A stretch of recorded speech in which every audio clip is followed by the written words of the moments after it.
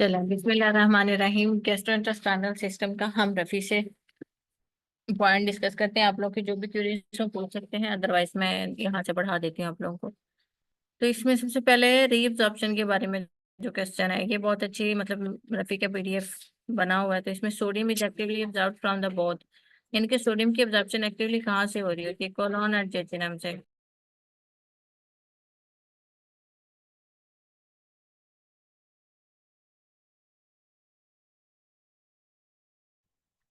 Sorry, certificate करते हैं। Sodium is actively absorbed from the both colon and jejunum. Sodium की actively absorption कहाँ से हो रही होती है? कोलॉन और जेजुनम से हो रही होती है। स्मॉल इंटेस्टाइन में किस किस चीज की एब्जॉर्प्शन हो रही होती है? And sodium chloride, water, fast soluble vitamin, folate and calcium से। ड्यूटीनम की एब्जॉर्प्शन कहाँ पे हो रही है? ड्यूटीनम में क्या चीज एब्जॉर्ब होती है? फेरस एब्जॉर्ब हो रहा होता है। ये हमने वैसे उसमें फर्स्ट जब हम पढ़ रहे थे या इसके पहले हमने जीआईटी के कुछ टॉपिक्स डिस्कस किए थे, उसमें भी ये डिस्कस हुआ था। टर्मिनल आइलियम में विटामिन बी एब्जॉर्प्शन हो रही होती है। आइलियम में बाइल साल्ट्स है, colon sodium chloride and potassium secreted in the colon, यानी कि पोटेशियम की एब्जॉर्प्शन नहीं हो रही थी, यहाँ पे सिक्रेट हो रहा होता है। बाइल साल्ट्स आर एब्जॉर्ब, यहाँ पे ये देखिए इसने कितना अच्छा कंपाइल करके एक नोट्स फॉर्म में लिख दिया है।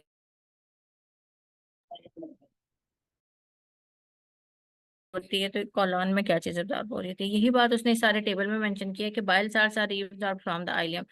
अब बाइल साल्ट्स कहाँ पे एब्जॉर्ब हो रहे होते हैं? आइलियम में हो रहे होते हैं। उसके बाद है sodium chloride in the small intestine and colon में, potassium absorbed in small intestine and actively secreted in colon, यानी कि सिक्रीशन कहाँ पे हो रही होती है? कोलोन में हो रही होती है। और एब्जॉर्प्शन कहाँ पे हो रही होती है? स्मॉल इंटेस्टाइन में। वाटर की एब्जॉर्प्शन स्मॉल इंटेस्टाइन में होती है 80%, यानी कि मैक्सिमम कहाँ पे हो रही होती है? स्मॉल इंटेस्टाइन में हो रही थी। इसके बाद लार्ज इंटेस्टाइन, देन 10% एक्सक्रीट होता है पीसेज में। फैट सॉल्युबल विटामिन में absorbed with the lipids in the small intestine. Lipids, जो फैट सॉल्युबल विटामिन है वो हमें पता है वो फैट्स में जब सॉल्युबल होते हैं और फैट के एब्जॉर्प्शन के साथ ही वो एब्जॉर्ब हो जाते हैं। फोलेट स्मॉल इंटेस्टाइन में हो रहा होता है। उसके बाद है कैल्शियम एब्जॉर्प्शन स्मॉल इंटेस्टाइन में है। आयरन फेरस फॉर्म में इन द ड्यूडेनम में हो रहा होता है। विटामिन बी 12 टर्मिनल आइलियम में। Require intrinsic factor that present in the stomach, intrinsic factor के साथ ही एब्जॉर्ब हो रहा होता है। और इंट्रिंसिक फैक्टर कहाँ से आता है? स्टमक से आता है। बाइल साल्ट्स एब्जॉर्ब होते हैं आइलियम में।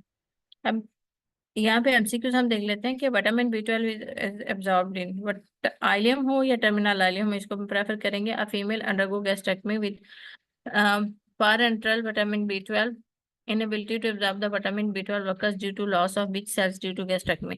अब गैस्ट्रेक्टमी में क्या होता है? स्टमक के पोर्शन को हम सर्जरी करते हैं, स्टमक की सर्जरी होती है। तो इसमें क्या होता है? फंडस से पैराइटल सेल होते हैं फंडस में, तो पैराइटल सेल्स की वजह से पैराइटल सेल्स की किस तरह रोल प्ले करते हैं कि पैराइटल सेल्स से इंट्रिंसिक फैक्टर आते हैं। इंट्रिंसिक फैक्टर विटामिन बी 12 जाके टर्मिनल आइलियम में जाके एब्जॉर्ब होता है। अब पैराइटल सेल्स नहीं है तो इंट्रिंसिक फैक्टर नहीं आएगा। इसलिए गैस्ट्रेक्टमी में क्या है, मतलब मसला कहाँ पे आता है, इशू कहाँ पे आता है? फिर क्या होता है गैस्ट्रेक्टमी में? पैराइटल सेल इफेक्ट हो रहे होते हैं। उसके बाद है iron absorb from which part, कहाँ पे होती है? डिडिना में होती है। प्लाज्मा डिडिना में। किस फॉर्म में एब्जॉर्ब हो रही थी? फेरस फॉर्म में। आयरन की एब्जॉर्प्शन बेस्ट इंक्रीज किस फॉर्म में होती है? सिट्रस फ्रूट के साथ होती है। इसलिए हम पेशेंट को जब आयरन प्रिस्क्राइब करते हैं उसे कहते हैं कि लेट्स सपोज अगर विंटर सीजन हो, ऑरेंज का सीजन हो, तो हम उसे कहते हैं वो साथ में जरूर ले सके, यानी कि सिट्रस फ्रूट्स यूज करें। Regarding iron transport in the form of, iron transport किस फॉर्म में हो रही होती है? ट्रांसफरेंस की फॉर्म में हो रही होती है। विद लो ट्रांसपेरेंट सेचुरेशन हो iron is iron, sorry, with low transference saturation, how will be iron is absorbed? Free iron absorbed readily than the bound form। तो ये क्या गया कि फ्री आयरन आयरन की एब्जॉर्प्शन रेडिली हो रही होती है बाउंड फॉर्म की निस्बत। ट्रांसफेरिन के साथ आयरन बाइंड होती है। विद लो ट्रांसफेरेंस सैचुरेशन का क्या मतलब है कि आयरन फ्री है, हाउ आयरन इज एब्जॉर्ब। अब ट्रांसफेरेंस सैचुरेशन ये शो कर रहा होता है कि आयरन के कितने मॉलिक्यूल ट्रांसफेरेंस के साथ बाइंड है।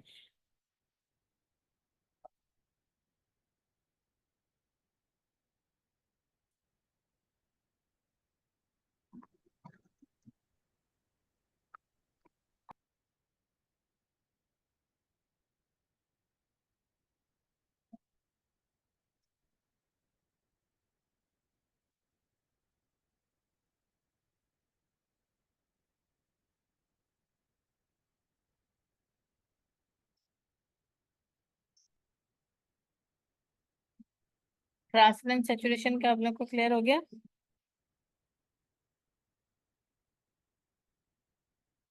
इसके बाद है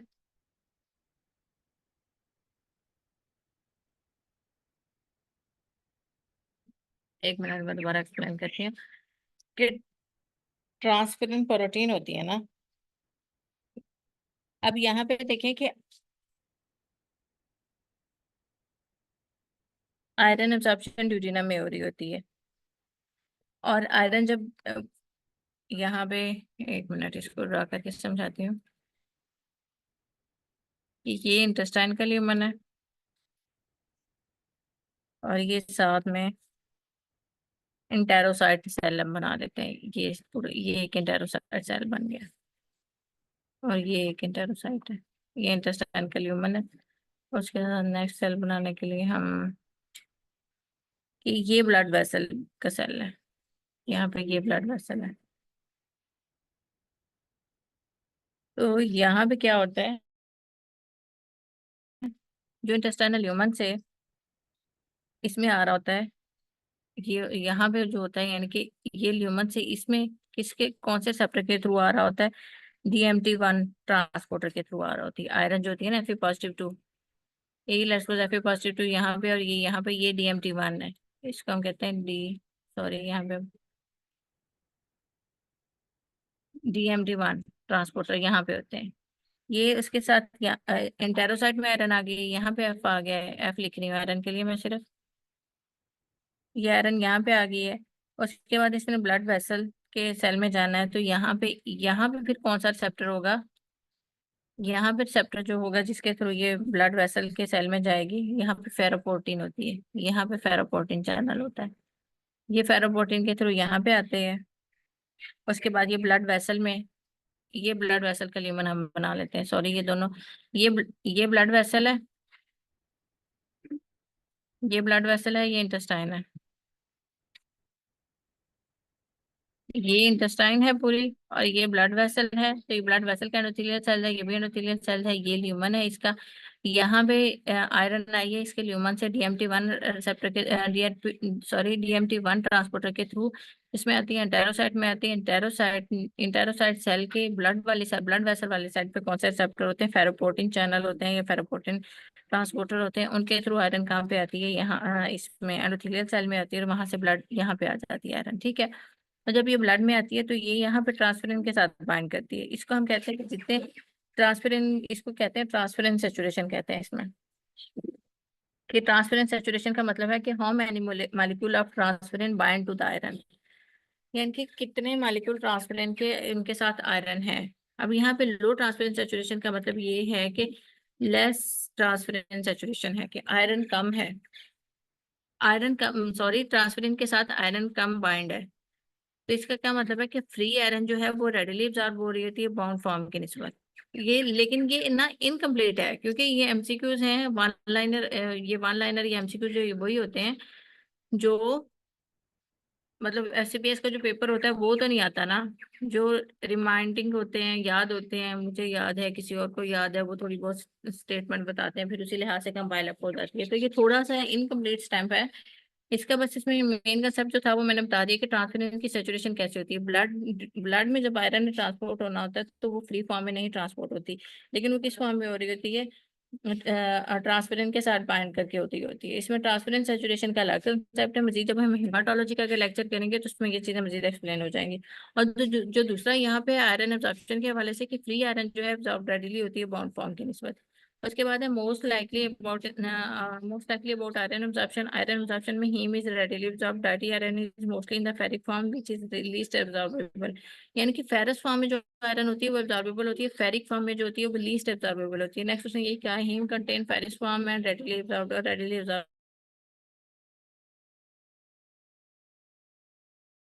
हो जाती है। उसके बाद है सोडियम के बारे में, सोडियम एक्टिवली एब्जॉर्ब कहाँ से हो रही होती है, कॉलम से हो रही होती है। एक मिनट आप लोग,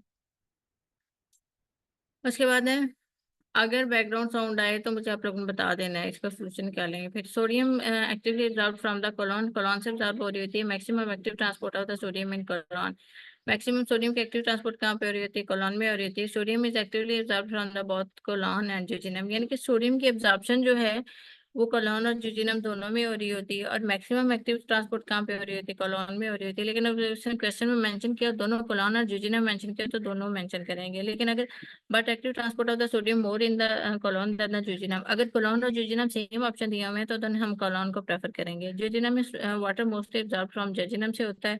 directly fat absorb in chiefly, chiefly कहाँ पे डायरेक्टली फैट एब्जॉर्ब हो रहे होते हैं? जुजिनम में। अब मैक्सिमम ये आप लोगों ने पॉइंट्स याद करने, इसमें आई थिंक मुझे कुछ समझाने वाला नहीं लग रहा कि maximum absorption of the fluid occur in jejunum में हो रही होती है। Maximum water loss of the fluid through the colon से मैक्सिमम लॉस हो रहा होता है वाटर का। Maximum water loss and electrolyte occur through colon से, यानी कि फ्लूइड या फिर वाटर इलेक्ट्रोलाइट, वाटर लॉस या फ्लूइड लॉस या फिर इलेक्ट्रोलाइट का लॉस मैक्सिमम कहाँ पे हो रहा था? कोलोन से। Patient underwent abdominal surgery after विच,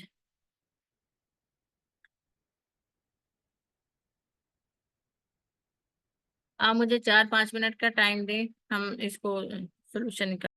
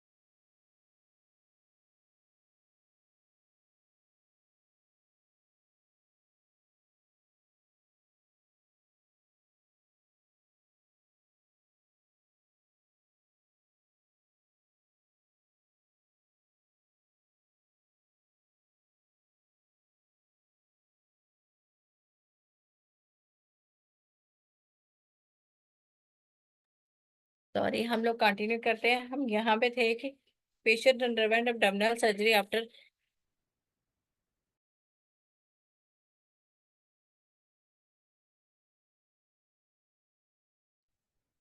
सॉरी कंटिन्यू करते हैं। Patient underwent abdominal surgery after which he repeatedly require fluid resuscitation due to water and electrolyte loss which part of gut had been removed leading to the this condition. अब उन्होंने यहाँ पे कहा है कि abdominal surgery हुई है, उसके बाद पेशेंट को बार बार फ्लूइड resuscitation की जरूरत है।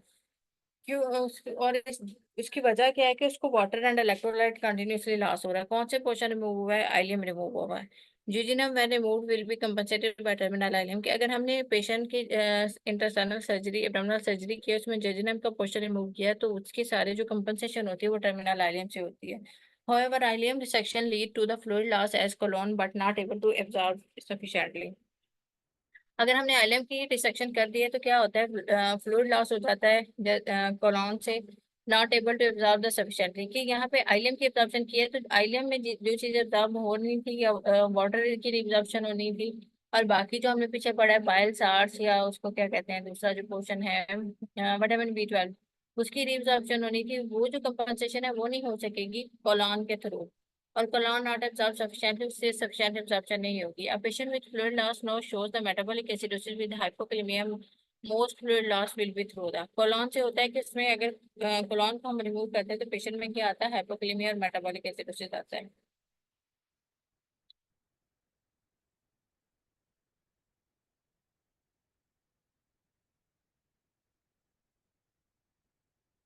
उसके बाद है drug absorb through the aqueous diffusion के थ्रू कौन सी ड्रग एब्जॉर्ब हो रही होती है, जिन्हें सॉरी डाइजेक्शन एब्जॉर्ब हो रही होती है। ये वही पॉइंट जो हमने पीछे पढ़े हैं, यहाँ पे उसने डायग्राम में मेंशन कर दिए हैं।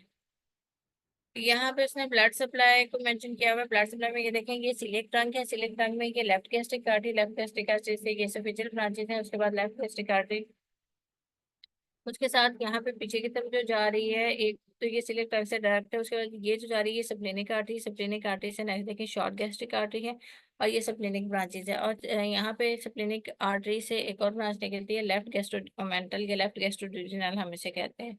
ये डर्मिनल एओर्टा है पीछे, और यहाँ पे ये जो पोर्शन है ये इसे कॉमन हेपेटिक कहते हैं। कॉमन हेपेटिक से यहाँ से फिर ये कॉमन हेपेटिक से राइट गैस्ट्रिक निकलती है, ये राइट गैस्ट्रिक है। और यहाँ पे कॉमन हेपेटिक से एक और निकलती है गैस्ट्रोड्यूडेनल, गैस्ट्रोड्यूडेनल से नेक्स्ट ये गैस्ट्रोमेंटल या राइट गैस्ट्रोड्यूडेनल ब्रांच होती है। और यहाँ पे जो इसकी पोस्टीरियरली जा रही होती है ड्यूडेनम के, वो सुपीरियर पैंक्रियाटिक ड्यूडेनल आर्टरी होती है। और यहाँ पे कॉमन हेपेटिक आगे हेपेटिक प्रॉपर में चेंज होती है। ये जो है ना, ये यहाँ पे हेपेटिक प्रॉपर में चली जाती है, जब ये कॉमन हेपेटिक जो है ये ब्रांचेस दे देती है, राइट गैस्ट्रिक ब्रांच दे देती है और गैस्ट्रोड्यूडेनल आर्टरी ब्रांच दे देती है। तो कॉमन हेपेटिक से हेपेटिक प्रॉपर नेक्स्ट ये राइट और लेफ्ट हेपेटिक ब्रांचेस में चेंज हो जाती है। उसके बाद है सुक्रोज की जो एब्जॉर्प्शन होनी होती है ना, वो डायरेक्टली एब्जॉर्ब नहीं होता, सुक्रोज फर्दर डाइजेशन के बाद एब्जॉर्ब होता है। ये क्वेश्चन आता है, which of the following substance must be further digested before it can be absorbed by the specific carrier in the intestine? Sucrose है। Fat derived from the nutrition is absorbed from the intestine by the preparation of, यहाँ पे इन्होंने क्या है कि fat जो derived from nutrition से fat आते हैं उनकी एब्जॉर्प्शन इंटेस्टाइन में किसके थ्रू हो रही होती है, मिक्स्ड माइसलीज के थ्रू हो रही होती है। कि बाइल साल्ट्स और फैट्स की माइसली फॉर्मेशन होती है, उसके बाद एब्जॉर्प्शन होती है। क्योंकि ये फैट सॉल्युबल होते हैं, इनको इस माइसली फॉर्मेशन में इनका जो बॉन्डिंग है वो एक्वस सॉल्यूशन के साथ करवाई जाती है, और तब तक होती है जब तक वो इंटेस्टाइनल सेल में जाके एब्जॉर्प्शन उनकी नहीं होती। This section of phylum and some part of jejunum causes 10 to 20 bowel per day causes। अब उन्होंने यहाँ पे ये क्या कहा है कि रिसेक्शन हमने किया आइलम की और सम पार्ट ऑफ जेजुनम की रिसेक्शन की है, 10 to 20 bowel per day. Sound तो नहीं आ रही, अब मेरी आवाज क्लियर आ रही है आप लोगों को? रिसेक्शन ऑफ आइलम और सम पार्ट ऑफ जेजुनम है, 10 to 20 बाउल पर डे है, और इसमें ऑस्मोटिक एंड सेक्रेटरी डायरिया दोनों चीजें हैं इसकी। ओके ठीक है, मेरी साउंड ठीक है। तो यहाँ पे ये कि decrease ileal reabsorption of the bile salts result in the fat malabsorption and steatorrhoea. अब यहाँ पे इसने ऑस्मोटिक और सेक्रेटरी कैसे है उसका एक्सप्लेन किया कि जब आइलियम की रिसेक्शन होती है तो क्या होता है, हमें पता है आइलियम में बाइल साल्ट्स की रिएब्जॉर्प्शन हो रही होती है, और बाइल साल्ट्स की प्रेजेंस में ही माइसली फॉर्मेशन होती है, जिससे फैट का मेटाबॉलिज्म और फैट की रिएब्जॉर्प्शन होती है। तो जब बाइल साल्ट्स की रिएब्जॉर्प्शन नहीं हो रही होगी, result in fat malabsorption हो जाएगी और स्टेटोरिया होगा, presentation of increase amount of bile salts and fatty acids in the colon decrease the water absorption and stimulate the active chloride and water secretion। तो क्या होता है यहाँ पे जब आइलम ही नहीं है, आइलम में रिएब्जॉर्प्शन नहीं हो रही, तो क्या होगा, जो बाइल साल्ट्स फैटी एसिड वो कहाँ पे आ जाएंगे, आइलम से colon में आ जाएंगे। colon में उस वजह से क्या होगा, वाटर की जो रिएब्जॉर्प्शन होनी थी, अब बाइल साल्ट्स और फैटी एसिड तो ल्यूमन में है, वाटर की एब्जॉर्प्शन नहीं होगी, वाटर की एब्जॉर्प्शन इंटेस्टाइनल सेल में या बॉडी में वाटर की एब्जॉर्प्शन कम हो जाएगी और स्टिमुलेट हो जाएंगे active chloride and water secretion. मजीद ल्यूमन में क्लोराइड आना स्टार्ट हो जाएगा और वाटर भी आना स्टार्ट हो जाएगा, प्रोड्यूसिंग कलरा like high volume secretary diarrhoea. तो इसलिए कलरा like high volume secretary diarrhoea हो जाता है पेशेंट को। दूसरा ये है कि loss of ileocecal valve and ileal segment accelerate the intestinal transit time. Transit time वो टाइम जिसमें after food intake food stay करती है जीआईटी में उसके लिए डाइजेशन के लिए, उसको ट्रांजिट टाइम कहते हैं। जब हमने आइलियम की और जुजिनम के कुछ पार्ट, जुजिनम की हमने रिसेक्शन किया तो क्या है, आइलियोसिकल वाल्व का जब लॉस होता है और आइलियम सेगमेंट का सर्जरी में हम रिमूव करते हैं तो एक्सेलरेट हो जाता है transit time, which does not allow the for the complete digestion. कि जो ट्रांजिट टाइम होता है वो एक्सेलरेट हो जाता है, हर जगह पे जाके फूड का स्टेट उतना ही नहीं होता कि वो कंप्लीट डाइजेशन कर सके, एंड एब्जॉर्प्शन ऑफ फूड और एब्जॉर्प्शन भी नहीं होती। Water and electrolyte remain associated with undigested food particle. हमें पता है जब वाटर सारे फूड पार्टिकल की कंप्लीट डाइजेशन होती है, कार्बोहाइड्रेट की मोनोसेक्राइड में डाइजेशन होती है, प्रोटीन की मोनोपेप्टाइड डाइपेप्टाइड में डाइजेशन होती है, या अमीनो एसिड में डाइजेशन हो जाती है, क्योंकि अमीनो एसिड में मोनोपेप्टाइड और डाइपेप्टाइड फिर इंट्रासेलुलर अमीनो एसिड में चेंज होते हैं ना। तो यहाँ पे जब वो उनकी कंप्लीट डाइजेशन नहीं होती तो अनडाइजेस्टेड फूड के साथ वाटर और इलेक्ट्रोलाइट स्टे करते हैं, may overwhelm the absorptive capacity of the colon, यानी कि एब्जॉर्प्टिव कैपेसिटी ऑफ कोलन की ज्यादा हो जाती है, क्योंकि ऑस्मोटिक प्रेशर आपको पता है कोलन के ल्यूमन में ज्यादा हो जाएगा। जब ल्यूमन में ज्यादा हो जाएगा तो वहाँ पे वाटर और इलेक्ट्रोलाइट मजीद आ जाएंगे, इसको कहते हैं ये ऑस्मोटिक डायरिया है। तो ये सेक्रेटरी डायरिया इस तरह होता है कि जो बाइल साल्ट्स और फैटी एसिड्स हैं वो cholera like high volume condition produce करते हैं कि उसमें वाटर और क्लोराइड की सिक्रीशन हो जाती है। जबकि जब आइलियोसिकल वाल्व की रिसेक्शन या आर्यन का जो सेगमेंट रिमूव होने से एक्सेलेशन हो जाती है ट्रांजिट वॉल्यूम, उसकी वजह से अनडाइजेस्टेड फूड पार्टिकल एक ऑस्मोटिक प्रेशर डेवलप करते हैं, जिसकी वजह से वाटर और इलेक्ट्रोलाइट्स लिवर में आ जाते हैं और ऑस्मोटिक डायरिया हो जाता है। Peptic ulcer profusely bleeding from the posterior wall of the duodenum which artery involved। अब उन्होंने क्या है कि पेप्टिक अल्सर प्रोफ्यूज कर रहा है, ब्लीडिंग उसमें प्रोफ्यूजली ब्लीड हो रही है, और कहाँ पे पोस्टीरियर वॉल ऑफ duodenum में कौन सी आर्टरी इन्वॉल्व है, gastroduodenal artery. Duodenal ulcer and gastric ulcer, duodenal ulcer common होते हैं 30 to 55 ईयर ऑफ एज में कॉमन होते हैं, गैस्ट्रिक अल्सर किसमें कॉमन होते हैं 50 to 75 ईयर एज में। Most common area first portion कौन सा इन्वॉल्व होता है, ड्यूडेनल अल्सर में ड्यूडेनम होता है मोस्ट कॉमन एरिया, जो गैस्ट्रिक अल्सर में लेसर कर्वेचर होता है within the antrum. Duodenal ulcer decrease pain decrease with the food, यानी कि डी से वैसे याद रखें, डी से ड्यूडेनल अल्सर डिक्रीज हो जाता है फूड के साथ, gastric ulcer pain grows with the food.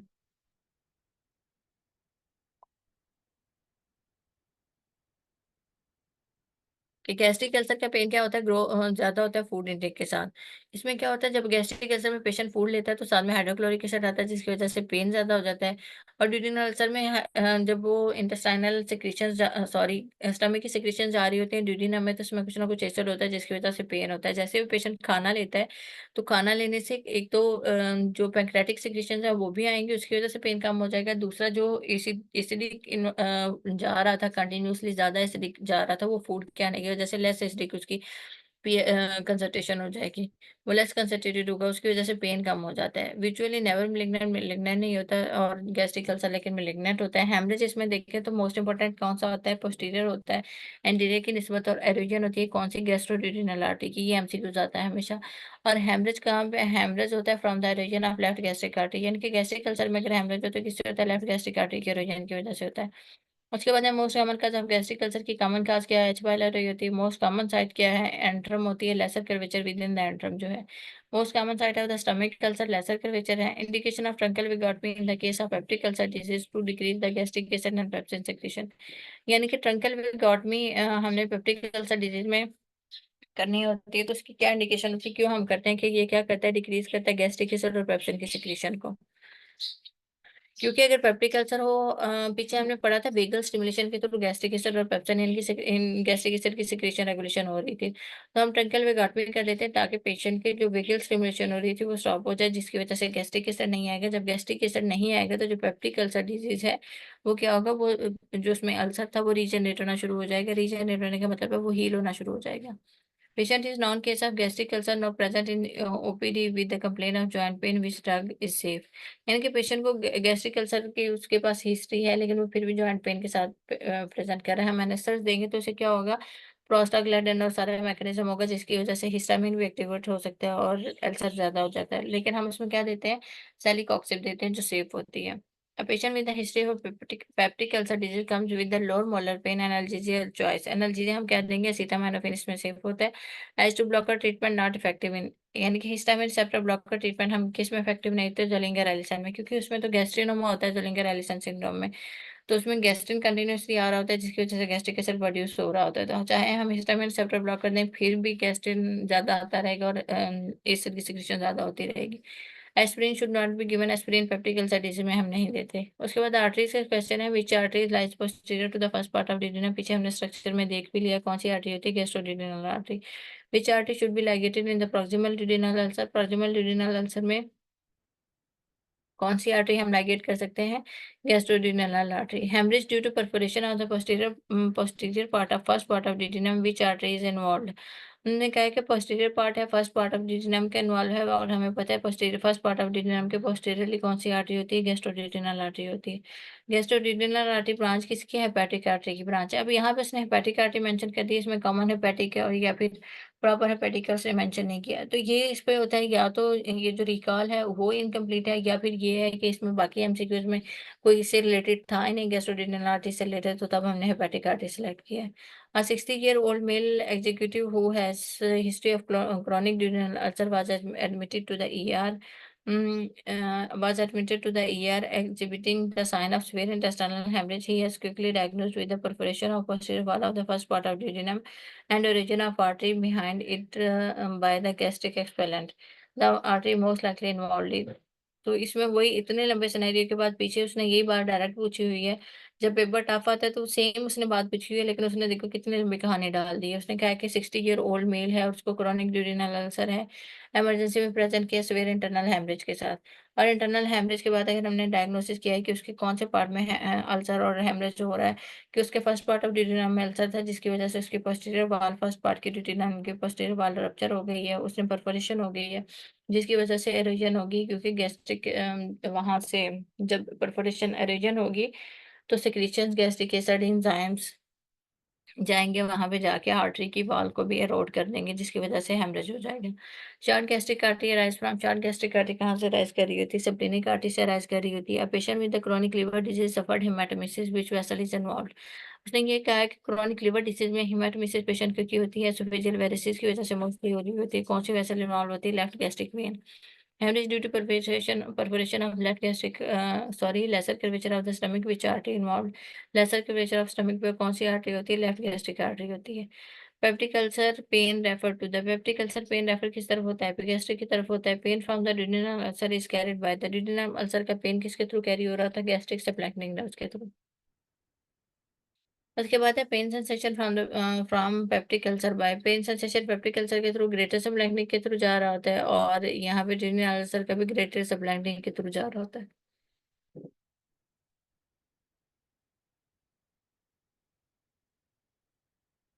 उसके बाद है middle aged women presented with pain in epigastrium, the physician diagnosed it as a case of gastric ulcer. The nerve most likely involved mediated the referred visceral pain is। अब उन्होंने ये कहा है कि middle age women है, gastric pen के साथ present करी और फिजिशियन ने डायग्नोस किया उसको गैस्ट्रिक अल्सर है। और गैस्ट्रिक अल्सर का पेन जो है रेफरल विजरल पेन किसके थ्रू हो रहा था, ग्रेटर सप्लाइनिक नर्व के through. Patient with peptic ulcer has epigastric pain, referred visceral pain is mediated by, यानी कि जो विजरल पेन है वो मीडिएट होता है ग्रेटर सप्लाइनिक नर्व से। Patient pain sensation originate from the peritoneal irritation by the gastric content in the lesser sac is carried by greater splanchnic nerve. Case में दो दो जगहों से ग्रेटर सबलैंगनिक नर्व का कर रहा होता है। एक तो जो एपिगैस्ट्रिक पेन, पेप्टिक अल्सर की वजह से पेशेंट को एपिगैस्ट्रिक पेन है, और रेफर्ड विजुअल पेन जो हमने देखना होता है तो वो ग्रेटर सबलैंगनिक नर्व के थ्रू ट्रैवल हो रहा होता है। और फिर सेंसेशन होती है पेरिटोनियल इरिटेशन से अगर हो रही है। गैस्ट्रिक कंटेंट जब भी स्टमक में आएगा तो वहाँ पे सॉरी स्टमक में कह रही हूँ, एब्डोमिनल कैविटी में आएगा तो वहाँ पे पेरिटोनियम की इरिटेशन होती है। जब पेरिटोनियम की इरिटेशन होती है तो क्या होता है, लेसर सैक में पेन होता है, और पेन किसके थ्रू कैरी हो रहा होता है, ग्रेटर सबक्लाविक नर्व के थ्रू। एच पाइलोरी है next, which are the following का the chronic H pylori gastritis and duodenal ulcer. Chronic atrophic gastritis and duodenal ulcer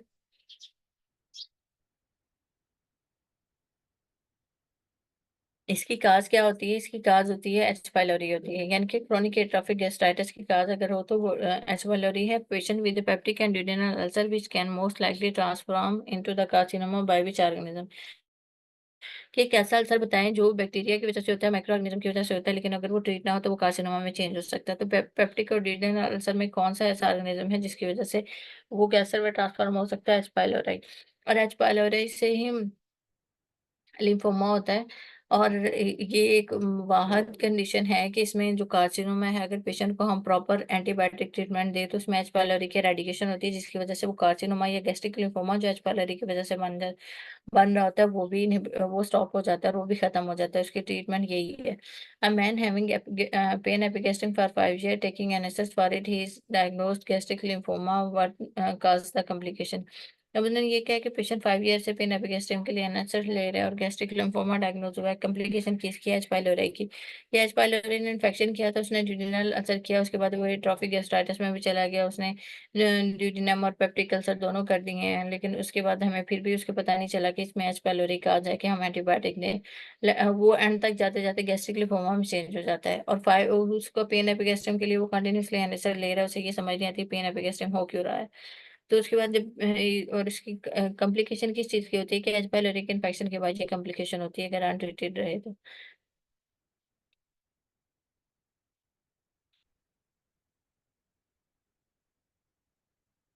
उसके बाद है organism causing gastritis and ulcer of the stomach and duodenum, same question है। उसके बाद है 55-year-old past history of epigastric pain for which has antacid was diagnosed as gastric lymphoma which are the following cause. Same वही क्वेश्चन है, इसने यही कहा है कि हिस्ट्री है पेन एपिगैस्ट्रिम की, उसके बाद एंटीसेट ले रही थी लेकिन डायग्नोज क्या हुआ है? गैस्ट्रिक लिम्फोमा हुआ है। काज क्या हो सकती है? H pylori. An alcoholic hypothyroid patient presented with epigastric pain, nausea, vomiting, numbness on examination. Patient is anemic. Biopsy of the stomach shows atrophic gastritis. What should be the treatment plan? अब उसने ये कहा है कि patient को क्या है, alcohol ले रहा है, पेशेंट हाइपोथायराइडिज्म में है, एपिगैस्ट्रिक पेन है, नाusea, vomiting है और साथ में एट्रोफिक गैस्ट्राइटिस है। तो ट्रीटमेंट प्लान में क्या है कि सबसे पहले हम उसके अल्कोहल एब्स्टिनेंस करवाएंगे। उसके बाद है perforating ulcer in the posterior wall of the stomach most probably leaks into which of the following causing peritonitis to develop initially। यानी कि posterior wall of the stomach अगर लीक हो जाए तो सब्सटेंसेस कहाँ पे जाते हैं जो पेरिटोनाइटिस काज करते हैं? लेसर सैक पे जाते हैं। In the peptic ulcer lymph node involved in inflammation, कि पेप्टिक अल्सर में lymph node की जो इन्फ्लेमेशन होती है वो सिलिक lymph node की होती है। And old diabetic patient develop sensory abnormalities of left foot and ulcer on the big toe, the pathogenesis described। उसने ये कहा कि और डायबिटिक पेशेंट है उसको सेंसिटिव नॉर्मेलिटी है, साथ में उसको लेफ्ट फुट और बिग टो का अल्सर है। तो इसमें क्या होता है? एंजियोपैथी और न्यूरोपैथी, ये डायबिटीज मेलिटस की कॉम्प्लिकेशन है। Anterior duodenal perforation will cause the content to move to into the. अब उन्होंने क्या कि एंटीरियर ड्यूडिनल परफोरेशन हुई है, कंटेंट कहाँ पे जाएंगे? राइट पोस्टीरियर सब फ्रेनिक स्पेस में जाएंगे। मुझे एयरपोर्ट्स लगा ही था, मुझे आवाज है इतना डिस्टर्ब नहीं होगा और मुझे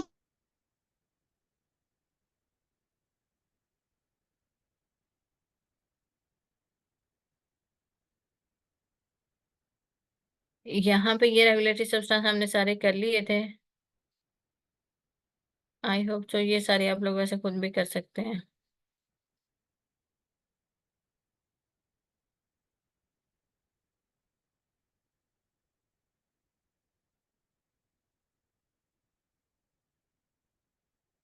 यहाँ पे ये सॉरी यहाँ पे ये देखिए, cholecystokinin decrease the stomach contractility. Cholecystokinin क्या करता है? स्टमक की कंट्रैक्टिलिटी को डिक्रीज करता है, इंक्रीज द इंटेस्टाइनल मोटिलिटी।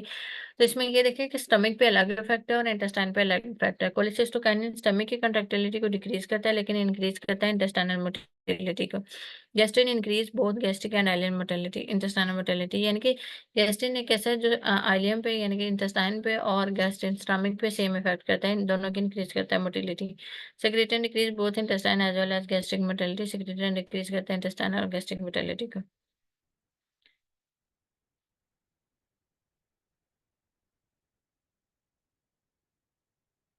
उसके बाद है vagotomy done decrease gastric acid and pepsin secretion. पीछे भी मैंने इसको एक्सप्लेन किया कि वेगल स्टिमुलेशन के थ्रू गैस्ट्रिन और गैस्ट्रिक एसिड आ रहा होता है। जब हम वेगाटमिन कर देते हैं, वेगल नर्व को ही कट कर देते हैं, तो वेगल स्टिमुलेशन नहीं होती, गैस्ट्रिक एसिड नहीं आता। गैस्ट्रिक म्यूकोजल रीजनरेशन वेगाटमी के थ्रू होती है कि जब हम वेगाटमी कर देते हैं, वेगल नर्व नहीं होती, वेगल नर्व से सिग्नल नहीं आता जिसकी वजह से एसिड प्रोड्यूस नहीं होता, एसिड प्रोड्यूस नहीं होता तो जो गैस्ट्रिक म्यूकोजा को एसिड बार बार जाके रोड कर रहा था, अब एसिड ही नहीं आएगा तो क्या होगा? गैस्ट्रिक म्यूकोसा डिजनरेशन हो जाएगी। Enzyme secreted by the small bowel से एंटेरोकाइनेज आता है। Enzyme enterokinase activity which of the following enzyme enterokinase trypsin किसको एक्टिवेट करता है? ट्रिप्सिनोजिन को। Pancreatic trypsinogen enzyme converted to the active form from trypsin by help of enterokinase. यानी कि जो पैंक्रियाटिक ट्रिप्सिनोजिन एंजाइम है वो कन्वर्ट हो जाता है ट्रिप्सिन में with the help of enterokinase के प्रेजेंस में। और जब एक एक्टिव ट्रिप्सिन हो जाता है तो वो भी एंटेरोकाइनेज की हेल्प से मजीद जो ट्रिप्सिनोजिन होता है उसको एक्टिव फॉर्म में चेंज करना शुरू कर देता है। सॉरी। उसके बाद है chronic pancreatic enzyme responsible for protein digestion.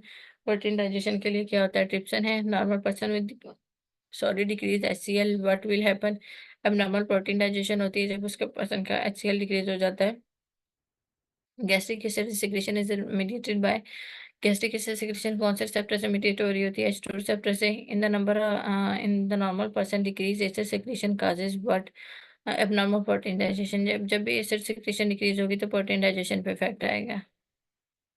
उसके बाद है gastric emptying is delayed by. Gastric emptying delay किससे होती है? कोलेसिस्टोकाइनिन से होती है। क्योंकि अभी हमने पीछे यहाँ पे मैं वही बात बता रही थी कि क्या करता है कोलेसिस्टोकाइनिन स्टमक की कंट्रैक्टिलिटी को डिक्रीज करता है। जब वो स्टमक की कंट्रैक्टिलिटी को डिक्रीज करता है तो इसका मतलब है उसकी एम्पटिंग को डिले करता है। ये एक ही बात उसने दो तरह के वर्ड्स में कही है कि उसने क्या है कि स्टमक की कंट्रैक्टिलिटी को कम करता है, और जब वो कम होती है तो इसका मतलब है गैस्ट्रिक एम्पटिंग, जो गैस्ट्रिक कंटेंट होते हैं वो ज्यादा देर स्टमक गैस्ट्रिक में रहते हैं, स्टमक में रहते हैं, उनका जो एम्पटिंग है स्टमक की वो डिले हो जाती है। उसके बाद है गैस्ट्रिक एम्पटिंग इंक्रीज बाय। यानी कि गैस्ट्रिक एम्पटिंग इंक्रीज किससे होती है? गैस्ट्रिन के जरिए होती है। थोरेसिक गट में इंक्रीज रिजल्ट इन थोरेसिक गट में रिजल्ट से क्या होता है? डिक्रीज गैस्ट्रिन सिक्रेशन होता है। ट्रंकल गट में डिले गैस्ट्रिक एम्पटिंग। ट्रंकल गट में गैस्ट्रिक एम्पटिंग डिले हो जाती है। अब इसमें ना ये चीज होती है कि थोरेसिक गट में और ट्रंकल गट में।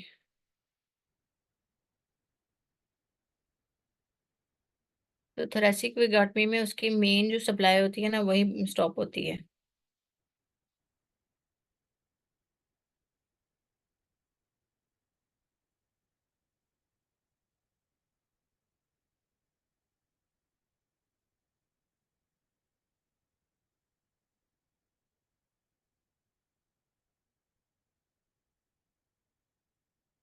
थोरेसिक गट में सर्जिकल प्रोसीजर होता है जिसमें क्या होता है, जिसका पर्पज होता है कि हमने एसिड की सिक्रेशन को उसको रिड्यूस करना है। जब हम उसको रिड्यूस करते हैं तो इसमें एक ट्रंकल गट में आती है या फिर सिलेक्टिव करते हैं। ट्रंकल में क्या होता है? Main trunk of vagus nerve ही हम इसके वो कर देते हैं, कट डाउन कर देते हैं, और ये मिनिमल इन्वेसिव लेप्रोस्कोपिक सर्जरी भी हो सकती है। ये है ट्रंकल गट में का। और थोरेसिक गट में क्या है कि वो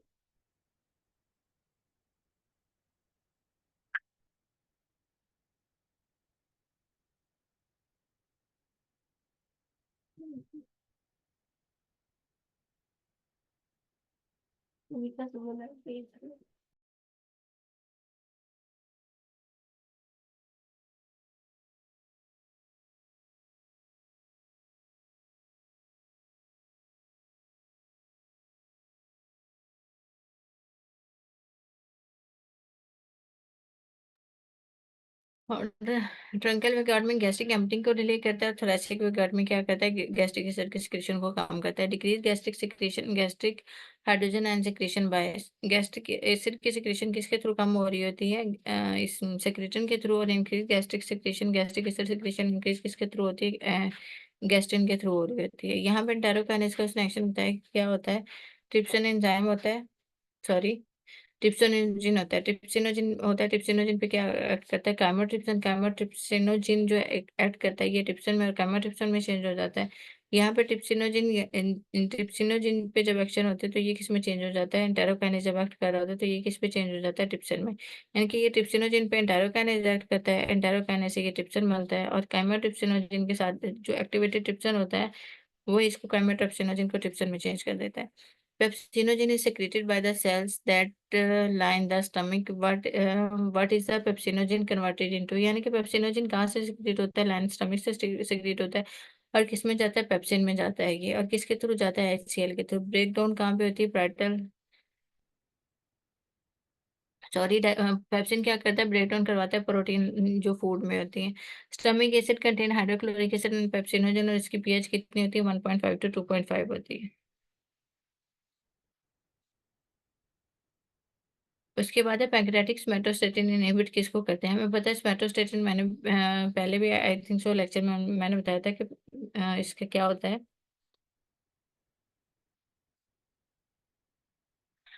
स्टॉप करता है, स्टैटिक करता है। तो इसमें पैंक्रेटिक स्मेटोस्टेटिन इनहिबिट करते हैं इंसुलिन और ग्लूकागॉन को, और गैस्ट्रिक स्मेटोस्टेटिन, सॉरी गट स्मेटोस्टेटिक किसको इनहिबिट करता है, गैस्ट्रिन और कोलिसिस्टोकाइनिन को। तो ये अलग-अलग एक्शन है कि जो पैंक्रेटिक होता है वो पैंक्रेटिक इंसुलिन और ग्लूकागॉन को करता है, और जो गट स्मेटोस्टेटिन होता है वो गैस्ट्रिन और कोलिसिस्टोकाइनिन को डिक्रीज करता है।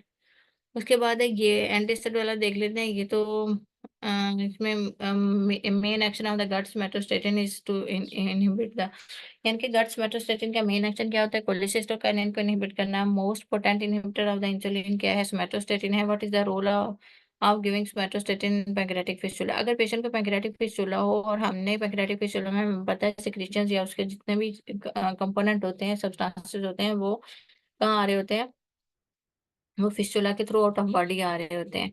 तो हम उसमें सोमैटोस्टेटिन देते हैं, ऐसी सब्सटेंस देते हैं जिसकी वजह से सारी की सारी सेक्रेशन कम हो जाए। अभी हमने पीछे देखे सोमैटोस्टेटिन डिफरेंट तरह से सेक्रेशन, मतलब अगर पैंक्रेटिक सोमैटोस्टेटिन होगा तो इंसुलिन और ग्लूकागॉन को कम करेगा, गैस्ट्रिन और कोलेसिस्टोकाइनिन को कम करेगा। गट सोमैटोस्टेटिन, तो जो सोमैटोस्टेटिन होगा वो ओवरऑल डिक्रीज सेक्रेशन करेगा। एंटीस्टर डिक्रीज द गैस्ट्रिक मोटिलिटी, एंटीस्टर बताएं जो गैस्ट्रिक मोटिलिटी को कम करता है, aluminium hydroxide. Aluminium decrease the motility का कॉन्स्टिपेशन, यानी कि जब मोटिलिटी कम होगी, पेरिस्टालिसिस कम होगी, तो पेशेंट को कॉन्स्टिपेशन होगी। While magnesium increase the motility cause diarrhoea, यानी कि मैग्नीशियम जो होता है वो डायरिया काज करता है। Which drug does not which drug acts which drug does not act via receptor in the body, यानी कि रिसेप्टर के थ्रू एक्ट नहीं करती, लेकिन वह जब ड्रग काम करती है, एल्यूमिनियम हाइड्रोक्साइड है। उसके बाद है 24-year-old male presented with vomiting, there is a history of dysphagia for last 10 year, initial for solid then for liquid, he is lost 30 kg in the last 3 year, what is the investigation. अब उसने ये कहा patient को vomiting है और साथ में dysphagia 10 year से है, पहले किसके लिए था, सॉलिड के लिए था, उसके बाद लिक्विड के लिए है। और इसमें इन्वेस्टिगेशन क्या रिक्वायर होगी, एंडोस्कोपी। लेकिन इसमें ये सिम्टम्स है ना, ये किसके हैं, ये एक्लेजिया के सिम्टम उसने बताए हैं, डिस्फेजिया के जो सिम्टम है कि पहले सॉलिड के लिए बाद में लिक्विड के लिए होता है। एक्लेजिया के है या ट्यूमरिया का स्ट्रक्चर के हैं, आप में से जिसको पता हो बताए। ये आई थिंक सो उसमें किया हुआ है, और यहाँ पे भी मैंने दिखा दिया है। तो ये सिनेरियो जो है ये कार्सिनोमा का है, एक्लेजिया का नहीं है। एक तो वेट लॉस की हिस्ट्री भी है, दूसरा इसमें अगर सिर्फ हम ये सिम्टम देखें कि डिस्फेजिया किस लिए होता है, एकलेजिया का नहीं है बेटा। एकलेजिया में तब होता है जब दोनों के लिए डिस्फेजिया होता है। प्रोग्रेसिव डिस्फेजिया होता है, इक्वली होता है सॉलिड और लिक्विड के लिए, यानी कि दोनों जब भी डिस्फेजिया इंक्रीज होगा वो सॉलिड और लिक्विड दोनों के लिए इंक्रीज होगा। लेकिन कार्सिनोमा में क्या होता है, कार्सिनोमा में पहले सिर्फ सॉलिड के लिए होता है कि वो जब सॉलिड फूड ले रहा होता है उस टाइम उसको डिस्फेजिया, उसकी फूड पास नहीं हो रही होती और वो सिर्फ लिक्विड डाइट ले रहा होता है। और एंड पे जाके क्या होता है, पेशेंट को सिर्फ लिक्विड डाइट ही लेना मुश्किल हो जाता है, ये होता है कार्सिनोमा में। और एकलेजिया का जो पेशेंट अगर आपने देखा हो तो उसको अचानक से सॉलिड या लिक्विड वो कोई भी चीज़ इंजेस्ट कर रहा हो, स्वेलो कर रहा हो, तो उसी में उसको डिस्फेजिया हो जाता है। और इसकी प्रोग्रेसिव डिस्फेजिया होता है, दोनों के लिए होता है। ये यहाँ पे पॉइंट क्लियर हो गया। बाकी इसकी टेस्टिंग का पूछा जाता है कि गट में कौन सी 24 आवर पीएच मॉनिटरिंग जो मोस्ट एक्यूरेट इन्वेस्टिगेशन है। उसके बाद यहाँ पे एक लेजर में क्वेश्चन आता है कि इसमें कौन से प्लेक्सेस लॉस होते हैं, गैंग्लियन सेल कौन से लॉस होते हैं, तो माइंटेरिक और बैक प्लेक्सेस होते हैं। और इसमें डेफिनेटिव डायग्नोसिस मैनोमेट्री होती है।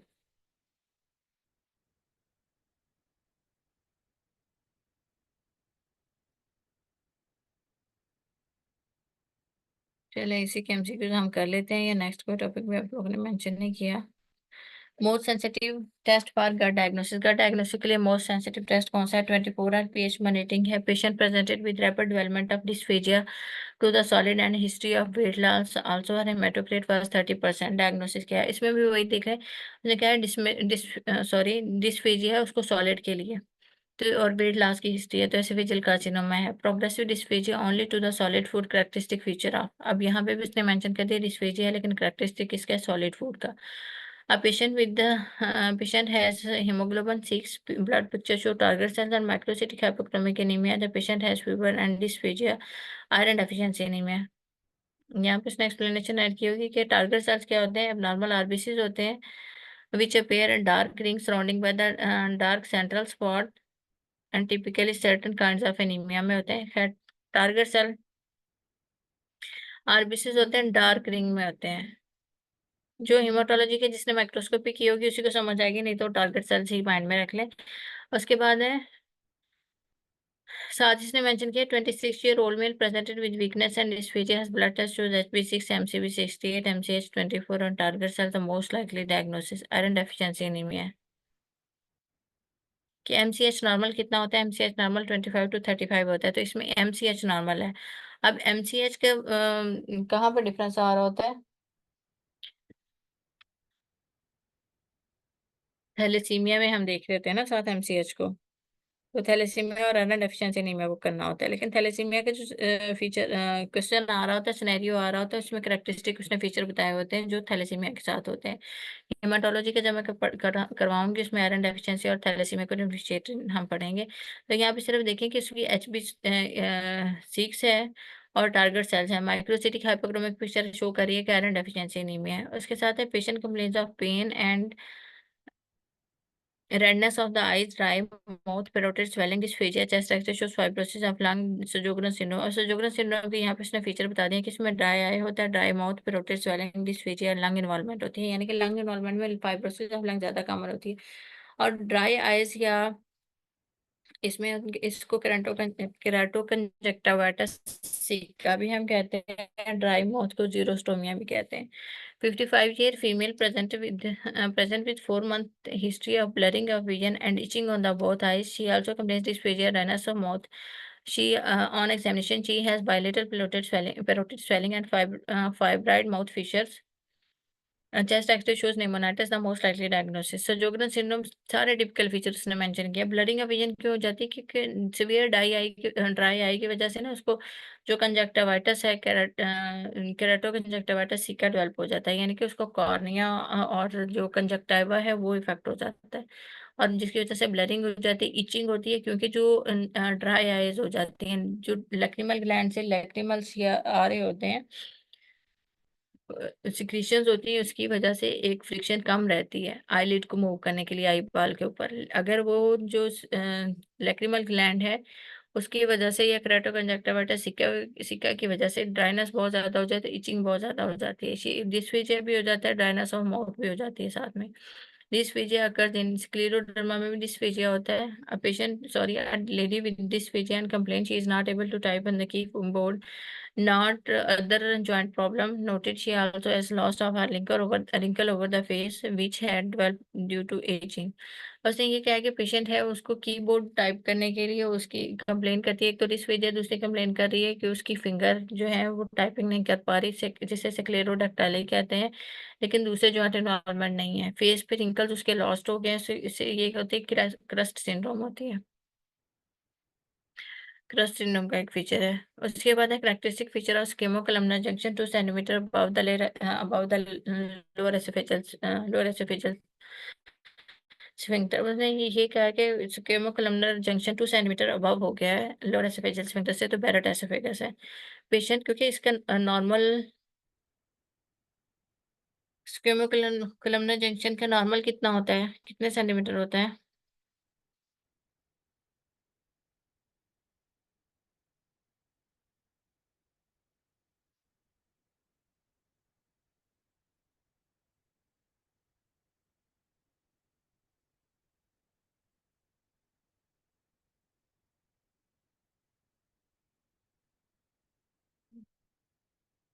किसी को नहीं है?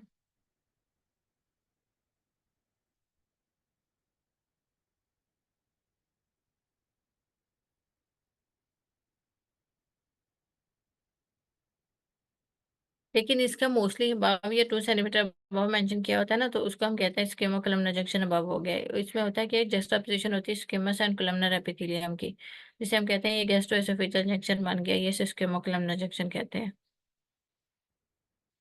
और इसमें होता है कि नॉर्मली लाई करता है लोअर फेशियल स्फिंक्टर पे usually with in 2 centimetre of 2 centimetre, within 2 centimetre जो होता है वो नॉर्मल होता है। अगर अबाउट 2 सेंटीमीटर हो जाए तो उसे कहते हैं कि इसमें क्या हो गया, बैरेट एसोफेगस हो गया, मेटाप्लेजिया हो गया। Patient with long-standing GERD, endoscopy showed esophagitis, biopsy showed goblet cells and columnar junction।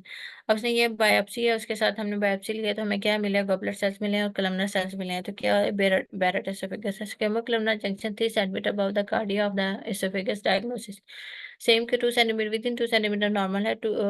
2 centimetre से अबव क्या है, स्क्वेमो कलमनर जंक्शन का बनना बैरेट एसोफेगस में होता है। Adenocarcinoma the oesophagus develops in, adenocarcinoma किस में डेवलप होता है, बैरेट एसोफेगस में डेवलप होता है। बैरेट एसोफेगस एग्जांपल किस चीज की है, मेटाप्लेजिया की एग्जांपल है। Patient non-smoker 40 packs per year, present with increasing retrosternal pain and progressive dysphagia, weight loss, cervical lymph node enlargement, chest is clear. What is the most likely diagnosis? उसने ये कहा क्या है, पेशेंट को retrosternal pen है और progressive dysphagia, उसके साथ वेट लॉस है, लेकिन सर्वाइकल लिम्फ नोड एनलार्जमेंट मिल रही है। तो ये एसोफेजियल कार्सिनोमा है। अगर इस क्वेश्चन को हम, लेट्स सपोज कोई इसको एक्लेजा के साथ कंफ्यूज कर रहे थे, लेकिन ये एक्लेजा के साथ कंफ्यूज किसी सूरत नहीं होना चाहिए, क्योंकि एक तो रेट्रोस्टर्नल पेन, दूसरा progressive dysphagia, liquid and solid साथ मेंशन होता, और वेट लॉस की हिस्ट्री नहीं होती। यानी कि जितना रैपिड या severe weight loss oesophageal carcinoma में उतना होता है, उतना एक्लेजिया के साथ नहीं होता। सर्वाइकल नोड, लिम्फ नोड जो एनलार्जमेंट होती है वो कैरेक्टरिस्टिक फीचर शो कर रहा है कि कार्सिनोमा मेटास्टेसाइज कर रहा है और कार्सिनोमा के साथ है, क्योंकि एक्लेजिया के साथ हमें लिम्फ नोड नॉर्मल मिल रही होती है, क्योंकि उसमें तो इशू ही गैंग्लियनिक न्यूरॉन सेल्स का है। उसके बाद है 65 year old male with significant weight loss present with dysphagia to the solid. Mechanism of the dysphagia क्या है कि उसको 65 ईयर का ओल्ड स्मोकर पेशेंट है, वेट लॉस हो गया, डिस्फेजिया सॉलिड के लिए। मैकेनिज्म क्या है डिस्फेजिया का, कि पेरिस्टालिसिस डिक्रीज हो गई है।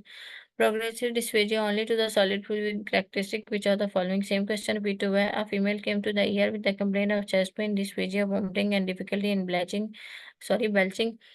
ECG normal, chest X-ray, air fluid level in the esophagus. What is the diagnosis? अब उसने ये क्या कि पेशेंट प्रेजेंट करा चेस्ट पेन के साथ डिस्फेजिया और वोमिटिंग भी है और डिफिकल्ट इन बेल्चिंग। बेल्चिंग डकार आने को कहते हैं। ईसीजी में हमने किया तो उसमें नॉर्मल है, लेकिन चेस्ट एक्स-रे किया है, एयर फ्लूइड लेवल हमें मिल रहे हैं। तो क्या है, एसोफेजियल एक्लेजिया के उसमें क्या हो गया है, lower oesophageal sphincter tone relax नहीं हो पा रहा, उसकी टोन इतनी ज़्यादा है कि फोर्थ सारी वहीं पे स्टे होना शुरू हो जाती है। तो वहाँ पे एक एयर फ्लूइड लेवल जंक्शन बन जाता है। इन एक्लेजिया ऑफ एसोफेगस में एंटेरिक प्लेक्सिस डेफिशिएंट कहाँ पे होते हैं, लोअर एसोफेगस में होते हैं। Gut brain stimulation of myenteric plexus through which hormone, यानी कि कौन से हार्मोन के थ्रू मेंटेरिक प्लेक्सिस की गट ब्रेन स्टिमुलेशन होती है। Acetylcholine, if the fourth bolus gets stuck in the mid third of the esophagus during the swallowing, by which of the following it is pushed down to the stomach। देखिए क्या है कि अगर middle third में of oesophagus में bolus food bolus stay कर गया, mechanism उसको स्टमक में भेजने के लिए secondary peristalsis caused by myenteric plexus. एक तो पेरिस्टालिसिस जो होती है ना, कि प्राइमरी पेरिस्टालिसिस ओवरऑल जो पूरा इंटेस्टाइनल सिस्टम है उसमें मूव हो रही होती है। देन यहाँ पे अगर फूड स्टिक हो जाए, कहीं पे बोलो स्टिक हो जाए, तो सेकेंडरी पेरिस्टालिसिस होती है, काज होती है मेंटेरिक प्लेक्सिस से। Dysphagia of the liquid only due to, dysphagia of liquid liquids के लिए ओनली कब होता है, जब न्यूरोमस्कुलर इनकोऑर्डिनेशन होती है। A female presented with dysphagia to the liquid for last 6 month, laryngoscopy shows normal history of the track the most likely cause, कि उसने ये क्या डिस्फेजिया टू द लिक्विड हो गया फॉर 6 मंथ से, लेरेंजियोस्कोपी में नॉर्मल हमें हिस्ट्री या हिस्टोलॉजी मिलती है ट्रैक की। द काज क्या है, लॉस ऑफ न्यूरोमस्कुलर जंक्शन। उसके बाद क्या है, a 40-year-old female present with dysphagia, especially to the liquid barium enema and gastroscopy are the negative for of any finding. Which of the following is most likely cause of dysphagia in this case? Neuromuscular dysfunction है कि specially liquid के लिए dysphagia है। उसके बाद gastroscopy में किया तो कोई हमें फाइंडिंग नहीं मिलती। अब इसमें आप लोग कहेंगे कि पहले मैं कह रही थी dysphagia to liquid and solid दोनों होता है। अब कोई भी कंडीशन है उसमें, लेट्स सपोज कार्सिनोमा की कंडीशन है या एक्लेजा की कंडीशन है, वहां पर डिस्फेजिया तो दोनों के लिए होता है। लेकिन जो मोर स्पेसिफिक चीजें आती हैं कि मोर डिस्फेजिया किसके लिए होता है, लिक्विड को, तो लिक्विड को पास हो जाना चाहिए, अगर थोड़ा सा भी पाथवे है तो लिक्विड को पास होना चाहिए। लेकिन क्या होता है, एक लेजिया में जो स्फिंक्टर की टोन ही ज्यादा, इतनी ज्यादा हो जाती है कि वहां से लिक्विड भी पास नहीं कर पाता। तो यहाँ पे इसलिए उसने इसको dysphagia to the liquid mention कर दिया, क्योंकि सॉलिड का उसने मेंशन किया, सॉलिड का डिस्फेजिया तो होता ही होता है। Female has hypertension present with dysphagia, ptosis, meiosis, and hydrosis and ophthalmos, which artery is blocked. Posterior inferior cerebellar artery जब इन्वॉल्व होती है तो उसमें ये सारे सिम्टम्स आते हैं। ये जब हम posterior पाइका आर्टरी की ब्लॉकेज पढ़ेंगे उसमें सेंट्रल नर्वस सिस्टम में, तो मजीद इसमें क्लियर होगा। Secondary peristalsis of oesophagus, secondary peristalsis of oesophagus due to क्यों होती है? Secondary peristalsis start distension of oesophagus से होती है। उसके साथ फिर मेंटारिक प्रेक्सिस आ जाते हैं, इन्वॉल्व हो जाते हैं नेक्स्ट प्रोसीजर के लिए। A 58-year-old man had increased difficulty in swallowing and has lost weight. Upper GI endoscopy shows near circumferential mass with overlying ulceration in the mid-esophagus region. Biopsy reveals pink polygonal cells with marked hyperchromatic pleomorphism. Which of the following is most likely risk factor for development of this disease? तो यहाँ पे इसने क्या mention किया है? 58-year-old man है, उसको loss weight loss है, सर्कमफ्रेंशियल मास है, अल्सरेशन हो गई है मिड एसोफेजियल रीजन में, और प्लियोमॉर्फिज्म है। रिस्क फैक्टर्स में क्या है? अल्कोहलिज्म है chronic. A 48-year-old man had brain stroke, vertebral artery dissection due to sports related injury. The patient had dysphagia, most likely following structure is involved. Nucleus ambiguous होता है जो इन्वॉल्व हो सकता है।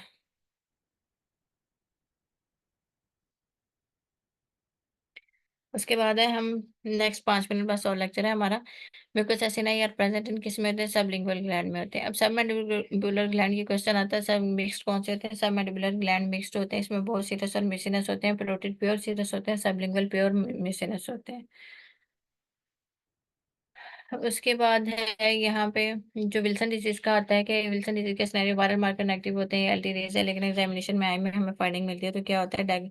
Suitable diagnostic test serum ceruloplasmin. Normally क्या होता है? Copper की एब्जॉर्प्शन होती है स्मॉल इंटेस्टाइन में, लिवर में जाती है, स्टोर होती है, इनकॉर्पोरेटेड हो जाते हैं यहाँ पे सीरम सेरुलोप्लाज्मिन में। विल्सन डिजीज में क्या होता है? Copper incorporation into serum ceruloplasmin and excretion into the bile is impaired and copper accumulation in the liver, यानी कि कॉपर की इनकॉर्पोरेशन जो सेरुलोप्लाज्मिन में हो रही होती है वो नहीं होती। मैनिफेस्टेशन में hepatitis, fulminant hepatic failure, micronodular cirrhosis, eyes में Kayser, Fleischer rings, CNS tremors और पार्किंसनिज्म होती है। डायग्नोसिस में डिक्रीज सीरम सेरुलोप्लाज्मिन होता है, increase urinary excretion of copper and liver biopsy है। अब यहाँ पे एएसटी और एएलटी एएलपी की नॉर्मल वैल्यू थोड़ी सी देख लें। बाकी मैंने इसका आप लोगों को थ्योरी में इसके कंसेप्ट दिए थे कि एएसटी की नॉर्मल वैल्यू होती है 12 to 38, एएलटी की 10 to 48, एएलपी अल्कलाइन फॉस्फेटेज की 25 to 100 और बिलिरुबिन 0.1 to 1 होता है। अब यहाँ पे एक जो क्वेश्चन आता है प्रेगनेंसी से रिलेटेड क्वेश्चन आ रहा होता है, प्रेगनेंसी जब भी मेंशन होगा उसने साथ में उसने बाइल डक्ट की ऑब्स्ट्रक्शन लिखी है तो जीजीटी रेज होगा। वैसे ऑब्स्ट्रक्टिव डिजीज के लिए मार्क्ड एलिवेशन होती है अल्कलाइन फास्फेटेज और इसकी जीजीटी की, लेकिन अगर प्रेग्नेंट लेडी मेंशन है देन सिर्फ जीजीटी का ऑप्शन चूज करेंगे। अल्कोहलिक में हमें पता है एएसटी रेज होता है एएलटी की निस्बत, वायरल हेपेटाइटिस में एएलटी रेज होता है एएसटी की निस्बत। Mallory bodies with raised hepatic enzyme किस में होता है? Mallory bodies formation alcoholic hepatitis में होता है। Differentiate between types of jaundice, jaundice की टाइप के लिए जीजीटी हम कहते हैं येलो स्टेन इन डायपर में कब होता है? जब हिस्ट्री में मेंशन हो बेबी है उसका येलो स्टेन डायपर है, बिलियरी ट्रेजिया में। पैंक्रियाटाइटिस में क्या होता है? सीरम अमाइलेज ज्यादा हो जाता है।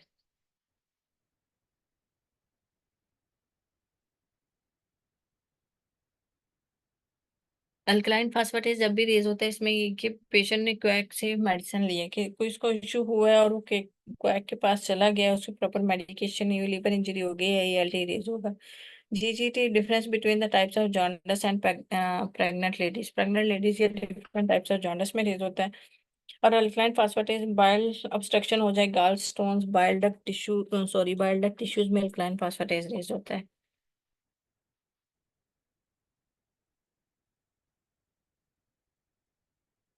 हेपेटाइटिस वाला माइक्रोबायोलॉजी का लेक्चर आप लोगों को शायद हो उसमें होगा, नहीं तो यहाँ पे बता देती हूँ। मोस्ट कॉमन हेपेटाइटिस एचएवी होता है, रिमोट एरिया में एचईवी होता है, एचडीवी हाईएस्ट मोर्टेलिटी होती है। लीथल इन प्रेगनेंसी एचईवी होता है। अदरवाइज जो मोस्ट कॉमन होता है ना, वो हेपेटाइटिस सी होता है, स्टिल मोर कॉमन। लेकिन अगर उसने प्रेगनेंसी के साथ मेंशन किया हो और रिमोट एरिया की हिस्ट्री दी हो तो देन हेपेटाइटिस सी है। Separate through the orofaecal route hepatitis A पहले है, उसके बाद हेपेटाइटिस ए भी है। हेपेटोसेलुलर कार्सिनोमा किसके साथ होता है? हेपेटाइटिस बी के साथ होता है, उसके बाद सी के साथ। लेकिन पाकिस्तान में मोर कॉमन क्या है? Hepatitis C. अगर उसने सिनेरियो में पाकिस्तान का मेंशन किया हो और हेपेटोसेलुलर कार्सिनोमा की काज पूछी तो हेपेटाइटिस सी होगा। हेपेटाइटिस बी किसके साथ एसोसिएट होता है? इसकी एसोसिएशन का क्वेश्चन आता है पॉलीआर्ट्राइटिस नोडोसा ए प्लास्टिक एनीमिया। ये इस तरह नहीं पूछते कि हेपेटाइटिस बी की एसोसिएशन किसके साथ है। वो हेपेटाइटिस बी का पूरा सिनेरियो देखिए, उसके साथ यानी कि पेशेंट को उसने करवाया होता है हेपेटाइटिस बी, साथ में उसने पॉलीआर्ट्राइटिस नोडोसा के जो क्लिनिकल फीचर्स है वो मेंशन करके उसने पूछा हुआ होता है कि इसकी डायग्नोसिस क्या पोलियाटाइटिस नोडोसा है, या फिर पोलियाटाइटिस नोडोसा के उसने फीचर्स देख के पूछा होता है कि इसकी काज क्या हो सकती है, तो हेपेटाइटिस बी का पेशेंट इन्वॉल्व हो सकता है। हेपेटाइटिस सी में एसोसिएट किसके साथ होता है? नॉन हॉजकिन लिम्फोमा के साथ, आईटीपी ऑटोइम्यून हेमोलिटिक एनीमिया के साथ। Most common route of infection HBV HCV का इंजेक्शन विद कंटामिनेटेड नीडल्स होता है।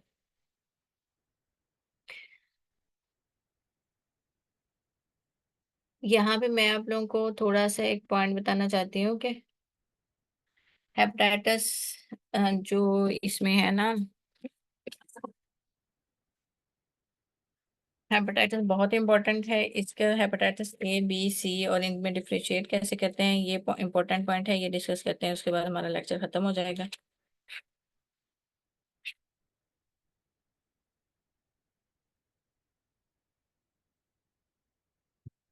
अब आप लोगों हेपेटाइटिस, जब हमने देखना होता है ना कि पेशेंट को हेपेटाइटिस बी हुआ है या नहीं हुआ, सबसे पहले हम जो टेस्ट करवाते हैं ना वो हम करवाते हैं hepatitis B surface antigen. Hepatitis B surface antigen करवाते हैं, ये होता है पॉजिटिव होता है।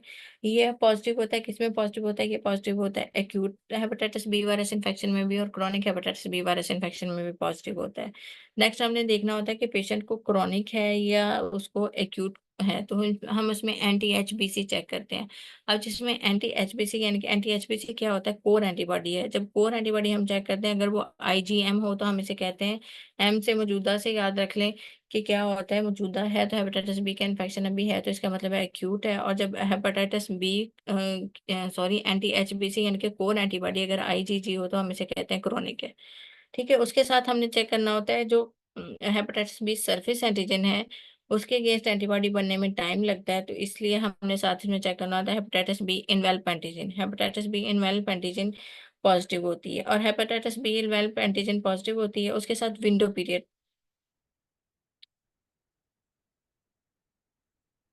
एक्यूट और क्रोनिक का डिफरेंस समझ में आ गया, क्योंकि वो जब क्वेश्चन देता है तो उसमें ये सारी चीजें मेंशन होती है। उसके बाद विंडो पीरियड को हम डिफरेंशिएट कैसे करते हैं? विंडो पीरियड में सारी चीजें नेगेटिव होती हैं, सिर्फ इन्वेल्प एंटीबॉडी होती है, यानी कि anti H B E antibody against hepatitis B envelope के अगेंस्ट एंटीबॉडी होती है, इसकी एंटीबॉडी बनती है, वो पॉजिटिव होती है, और anti H B C IgM positive होता है। तो उसने एक्यूट उसमें हेपेटाइटिस बी सरफेस एंटीजन भी पॉजिटिव नहीं होता, हेपेटाइटिस बी सरफेस एंटीबॉडी भी पॉजिटिव नहीं होता, हेपेटाइटिस बी इन्वेल्प एंटीजन भी पॉजिटिव नहीं होता। सिर्फ विंडो पीरियड में क्या होता है? Hepatitis B envelope antibody positive होती है और उसके साथ कोर एंटीबॉडी आईजीएम पॉजिटिव होती है। अब क्रोनिक इन्फेक्शन जब हमने देखना होता है तो हम दो चीजों में डिफरेंशिएट करते हैं। इसका क्वेश्चन भी आता है कि हाई इन्फेक्टिविटी या लो इन्फेक्टिविटी, इन्फेक्शियस है ये पेशेंट या नहीं है। उसमें लैब वाइज में हम देखते हैं, हम मैंने भी बताया कि एक्यूट और क्रॉनिक में दोनों में क्या होता है? सरफेस एंटीजन पॉजिटिव होती है। जब सरफेस एंटीजन पॉजिटिव होती है तो इन्फेक्टिविटी किससे शो हो रही होती है? हेपेटाइटिस बी इन्वेल्प एंटीजन से शो हो रही होती है। जब पेशेंट में hepatitis B envelope antigen positive मिलेगी तो हम उसमें कहेंगे कि पेशेंट हाईली इन्फेक्टिव है। और क्रॉनिक कंडीशन है, क्रॉनिक कंडीशन में एंटी एच बी सी यानी कि कोर एंटीबॉडी जो होती है वो आईजीजी होती है। इसका टेबल ज्यादा अच्छा ना, यहाँ पे इससे याद करना, इससे याद रख लें, इसका वैसे ज्यादा अच्छा टेबल उसमें बना हुआ है फर्स्ट एरियोसेमल स्टेप 1 में। उसके बाद जो लो इन्फेक्टिविटी का होता है उसकी भी सारी चीजें सेम होती है कि उसमें hepatitis B surface antigen positive होता है, सरफेस एंटीबॉडी उसमें भी नहीं अपेयर हुआ होता, लेकिन उसमें इन्वेल्प एंटीजन पॉजिटिव नहीं होता, उसमें इन्वेल्प एंटीबॉडी पॉजिटिव होती है, जिससे हमें ये पता चलता है कि ये क्रोनिक इन्फेक्शन है लेकिन इसकी इन्फेक्टिविटी लो है। और इसमें जो कोर एंटीबॉडी होती है वो आईजीजी होती है। दूसरा रिकवरी और इम्यूनाइजेशन, यानी कि पेशेंट को अगर हमने देखना हो कि ये इसमें ये चेक किया, हमें हमें पता नहीं चला इसकी रिकवरी हुई या इम्यूनाइजेशन हुई है, तो हम इसमें डिफरेंशिएट कैसे करेंगे लैब से? तो हम जिसमें रिकवरी होती है उसमें क्या होता है, पहले सरफेस एंटीजन आता है, सरफेस एंटीजन के अगेंस्ट क्या बनती है, सरफेस एंटीबॉडी बनती है। और उसमें अगर वायरस आया है, हेपेटाइटिस बी वायरस आया है, तो उसमें इन्वेल्प एंटीजन भी आएगी। और इस इन्वेल्प एंटीजन के अगेंस्ट रिकवरी में क्या होगा, उसकी एंटीबॉडी डेवलप हो जाएगी। और रिकवरी वाले में क्या होगा, प्रेजेंट होगा, आईजीजी कोर एंटीबॉडी प्रेजेंट होगी। लेकिन जब हम वैक्सीन देते हैं, वैक्सीन में आप लोगों को भी पता है, हम इसमें डायरेक्ट इम्यूनोग्लोबुलिन यानी कि एंटीबॉडीज दे रहे होते हैं। तो हम सरफेस एंटीजन नहीं, बल्कि इसमें वैक्सीनेशन में क्या देते हैं, डायरेक्ट हम उसको देते हैं, एंटी बी सरफेस एंटीबॉडी देते हैं। यानी कि सरफेस एंटीबॉडी देते हैं तो इम्यूनाइजेशन वाले पेशेंट में सिर्फ सरफेस एंटीबॉडी पॉजिटिव होगी, बाकी कुछ भी चीजें पॉजिटिव नहीं होगी। रिकवरी में जबकि anti B surface antibody positive होगी, नुअल एंटीबॉडी भी पॉजिटिव होगी, और कोड एंटीबॉडी अगर चेक करें तो आईजीजी हमें मिलेगी। आई होप सो अब ये समझ आ गया ना, एक्यूट का, विंडो का, क्रॉनिक इन्फेक्टिविटी का, एंड रिकवरी एंड इम्यूनाइजेशन का। किसी का कोई क्वेश्चन है हेपेटाइटिस बी के हवाले से तो पूछ लें।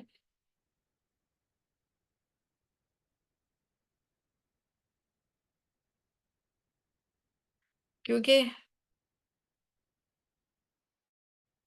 चले आप लोग को ये समझ आ गया तो बहुत अच्छी बात है, इसके सिनेरियो आए हुए होते हैं।